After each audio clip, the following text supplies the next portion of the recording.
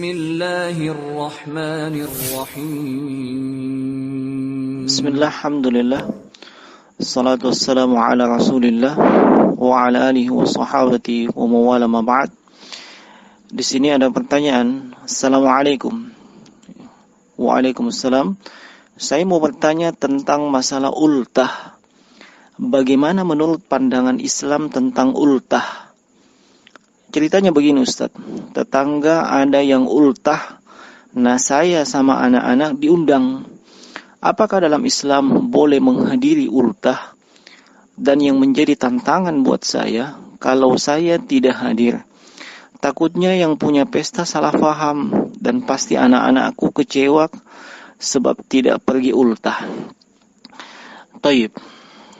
Ini pertama tentang ultah, ulang tahun ya. Ulang tahun atau happy birthday ini bukan berasal dari ajaran Islam. Bahkan tidak dikenal sama sekali dalam agama Islam. Tidak pernah dicontohkan atau dilakukan oleh Rasulullah SAW. Demikian pula generasi terbaik setelahnya, baik dari kalangan sahabat, tabi'in maupun tabi'ut tabi'in, tidak dikenal oleh mereka. Tidak pernah mereka lakukan atau rayakan. Adapun hari yang dirayakan dalam Islam itu hanya Idul Fitri, Idul Adha, ya, hari raya pekanan, Jumat, ya, kemudian hari Arafah dan juga hari Tasyrik. Tidak ada yang lainnya. Ya.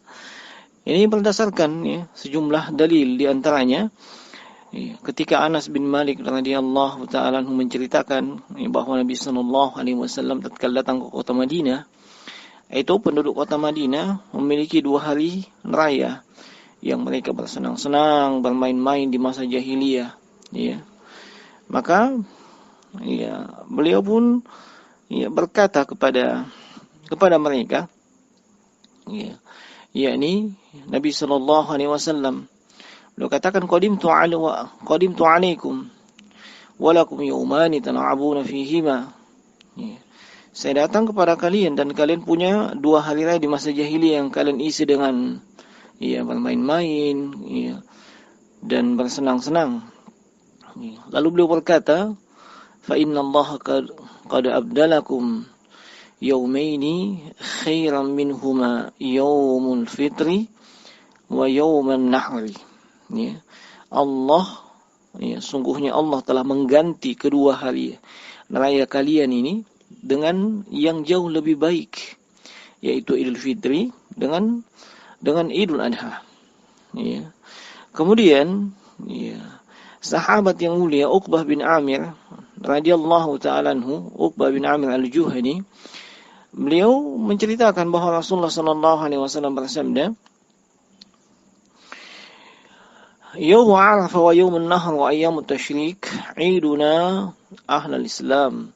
Wahunna ayyamu aqlin wa syurbin. Kata Nabi sallallahu alaihi wasallam, hari Arafah, hari Nahar, ya, demikian pula hari-hari tasyrik, ya, hari Nahar 10 Zulhijjah, hari tasyrik 11, 12 dan 13 Zulhijjah, itulah hari yang dirayakan oleh kaum muslimin. Dan itulah hari makan dan minum, ya. Hanya ini yang dirayakan dalam Islam. Tidak ada yang lainnya, ya. Termasuk tidak dirayakan yang namanya ulang tahun. Ya. Kemudian yang kedua, ya, untuk diketahui tradisi ulang tahun ini diimpor dari negeri-negeri kafir, ya, yang mereka ini kafir bukan Islam. Ya. Maka ketika ada seorang Muslim ya, ikut serta atau melakukan ya, ulang tahun ini, maka ini sama saja dia telah tasyabbu bil kuffar, menyerupai kebiasaan orang kafir. Ya. Dan Nabi sallallahu alaihi wasallam bersabda, "Man tashabbaha biqaumin fahuwa minhum." Siapa saja yang menyerupai suatu kaum, maka dia akan digolongkan seperti kaum tersebut. Ya. Ya. Maka ya, kita ingatkan ya di kesempatan ini juga ya bahwasanya hal tersebut ya, hendaknya dijauhi dengan sejauh-jauhnya. Seorang muslim hendaknya berbangga dengan keislamannya dan jangan ikut-ikutan dengan ya, kebiasaan-kebiasaan orang kafir. Ya. Kemudian yang ketiga, ini merubah teknis pelaksanaan acara ulang tahun dengan beberapa bentuk ibadah seperti sholawatan, pengajian, mungkin tilawah Al-Quran, mungkin juga ditambahkan dengan doa atau zikir, ya, dan juga merubah ucapan selamat ulang tahun menjadi milad atau yaumul milad. Ini sama sekali tidak merubah esensi daripada ulang tahun. Tetap namanya ulang tahun, ya. Dan juga ini merupakan bentuk mengada-ada, menambah-nambah, membuat-buat, dan mengkhususkan suatu model ibadah di momen tertentu.